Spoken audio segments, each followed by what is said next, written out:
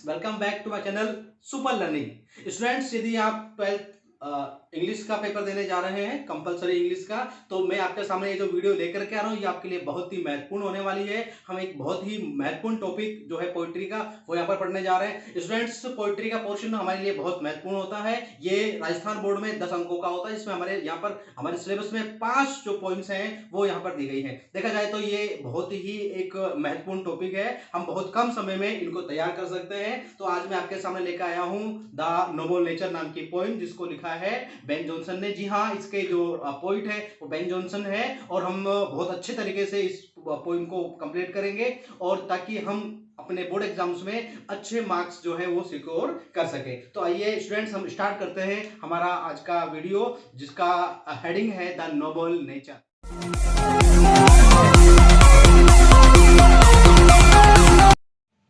Students, Rajasthan board के syllabus में एक पोइम यहाँ पर हम डिस्कस कर रहे हैं, जिसका नाम है द नोबल नेचर, जिसके पोइट हैं बेन जॉनसन। बेन जॉनसन ने इस पोइट को कंपोज किया था। बेन जॉनसन 17th सेंचुरी के एक बहुत बड़े पोइट थे, और जिन्होंने अपना काम किया है। तो हम यहाँ सीधे ही ज्यादा बात ना करते हुए डिस्कस इस पोइम पर कर रहे हैं। स्टूडेंट, जैसा कि आप बोर्ड पर देख रहे हैं, पहले हम इसका एक रीडिंग लगा लेते हैं, उसके बाद जो क्या कहना चाहते हैं पोइट, हम इस पर डिस्कस करेंगे। तो हम स्टार्ट करते हैं। देखिए, it is not growing like a tree in bulk doth make man better be. Doth make man better be. वापस बात कर रहे हैं। It is not growing. Growing means होता है बढ़ना। लाइक अ ट्री, एक पेड़ की तरह से बढ़ना। इन बल्क, बल्क मतलब होता है बिग साइज में, बड़े आकार में। Doth make the man better, doth make का मतलब होता है नहीं बनाता।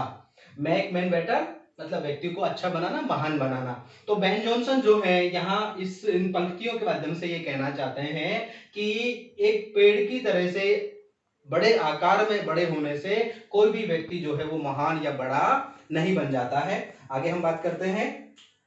और standing long an oak 300 years to fall a log at last, dry, bald and shed।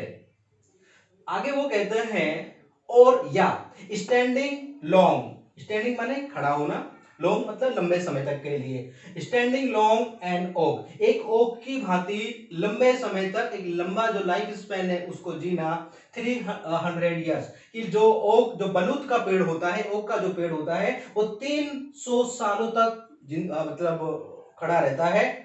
To fall a log at last, और अंत में वो एक लॉग, लॉग मीन्स होता है लकड़ी का लट्ठा। जब आप लकड़ी को काट देते हैं तो फिर वो जो लट्ठा बन जाता है उसको लॉग बोलते हैं। तो लॉग एट लास्ट, लास्ट में वो एक लट्ठा बन जाता है। ड्राई बिल्कुल सूखा हुआ, बेल्ड पत्तियां रहित, और शेर मीन्स होता है मुरझाया हुआ। तो लास्ट में वो जो 300 साल चलने वाला जो पेड़ है, बलूत का जो पेड़ है, ओक का जो पेड़ है, उसका लंबा लाइफ स्पैन होता है, लेकिन अंत में वो भी सूखा, पत्तियों रहित, मुरझाया हुआ एक लॉग मतलब एक लकड़ी का लट्ठा बन करके रह जाता है।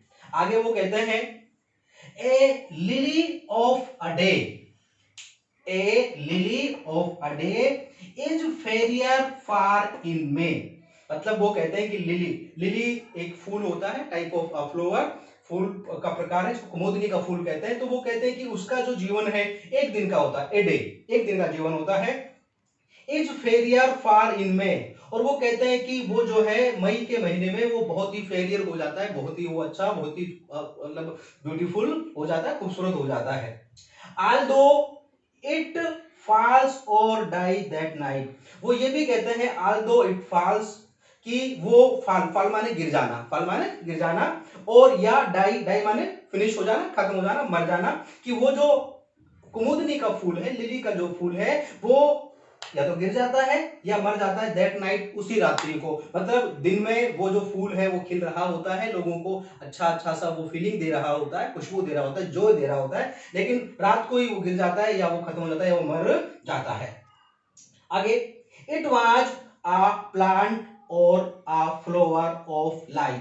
तो वो कह रहे हैं कि ये जो लिली की बात कर रहे हैं कि इट वाज अ प्लांट, कि ये एक पेड़ था, और अ फ्लावर या एक फूल था, ऑफ लाइट, लाइट मींस होता है प्रकाश, रोशनी की बात कर रहे हैं, या पर ये हैप्पीनेस की बात कर रहे हैं। Next, in small proportion we just beauties see, वो कहते हैं कि इसके छोटे से जो इसका प्रोपोर्शन है, छोटा सा जो इसका भाग है जीवन का, उसमें वी जस्ट, केवल हम जो है क्या देखते हैं, ब्यूटी देखते हैं, सुंदरता देखते हैं, अच्छाई देखते हैं। And in short measures life में परफेक्ट बी, और ऐसा लगता है कि इस छोटे से उसके जो जीवन काल है, इसमें उसका जो जीवन है वो परफेक्ट हो जाता है, वो पूर्ण हो जाता है, वो कंप्लीट हो जाता है। तो ये इसका एक वर्ड मीनिंग था मित्रों। अब अपन बात करते हैं कि एक्चुअल में बेन जॉनसन क्या कहना चाहते हैं। बेन जॉनसन ये कहना चाहते हैं इस कविता के माध्यम से कि जो हमारा लाइफ है, उस लाइफ का बहुत बड़ा होना, बहुत लंबा होना मायने नहीं रखता है,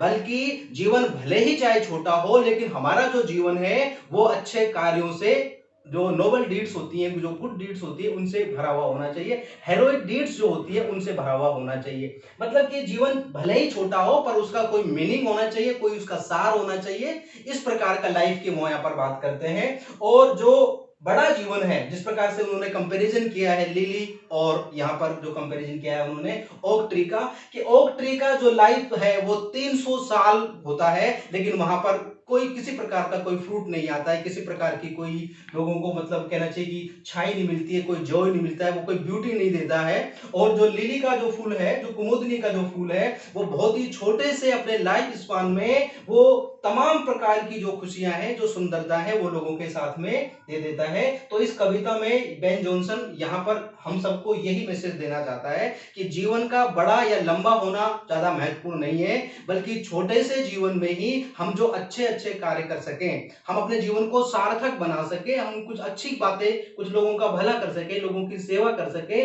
वो जीवन जो है वो ज्यादा महत्वपूर्ण जीवन माना जाता है।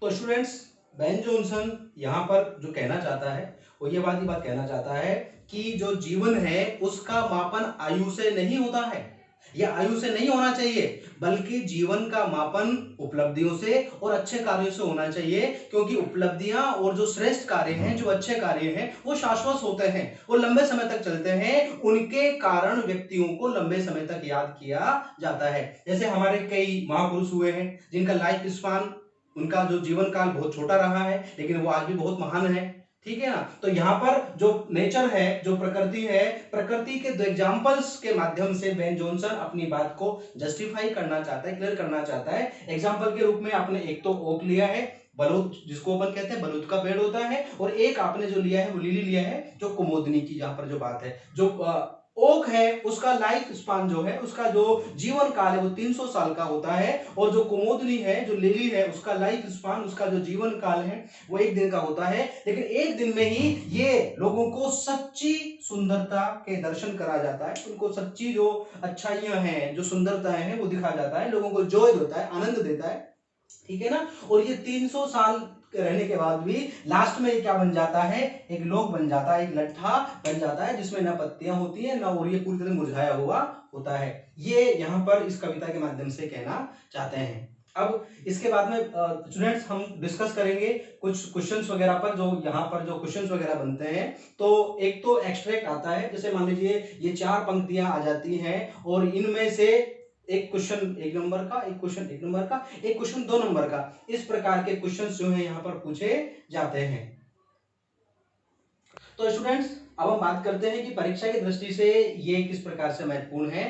तो हमारे एग्जाम का जो पैटर्न है, उस पैटर्न में ये है कि हमारे यहाँ पर 2 एक्सट्रैक्ट आते हैं, 2 पद्यांश आते हैं, उन पद्यांश में से 2 क्वेश्चंस होते हैं।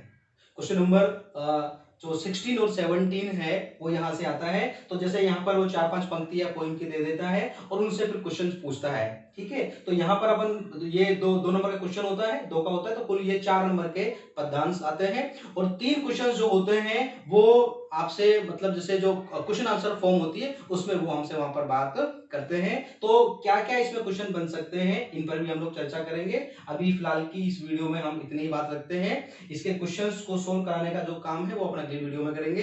तो स्टूडेंट्स, ये आपको वीडियो कैसी लगी आप हमें जरूर बताएं, और अगर इसमें कुछ इंप्रूवमेंट करना हो तो वो भी आप हमें हमें कमेंट बॉक्स में लिखें ताकि हम इसमें और सुधार कर सके और आपके लिए इसको बहुत ज्यादा बेहतर और उपयोगी बना सकें। अगर आपको वीडियो अच्छी लगी हो तो आप वीडियो को लाइक करें, शेयर करें और अगर आप नए हैं हमारे चैनल पर तो हमारे चैनल को सब्सक्राइब करें।